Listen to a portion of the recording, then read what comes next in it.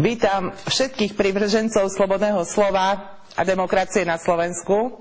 Rozhodla som sa, že k vám prehovorím touto formou, teda formou internetu, pretože dnes už je v televízii kdekto a kadekto.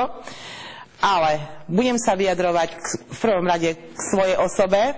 Chcem reagovať na všetko, čo sa popísalo v minulej dobe, teda včera, predvčerom a tak ďalej, čo sa popísalo o dome, čo sa popísalo o mne, v súvislosti s inými osobami a hlavne sa budem vyjadrovať, a to začnem hneď zajtra, znovu k Mazikovej, nebudem hovoriť k pani Mazikovej, k Mazikovej, pretože dnes vyšlo v určitých regionálnych novinách, teda vyšiel článok, kde sa pani Maziková vyjadrovala znovu k mojej osobe. Takže považujem za potrebné dať toto na pravú mieru, keďže som nedostala priestor v tom denníku. Oni mi totiž to dávajú priestor len vtedy, keď im sa to hodí a napíšu niečo úplne iné, ako hovorím ja. Takže zajtra pozerajte v takýto čas, bude to na tejto stránke, na Braňovej.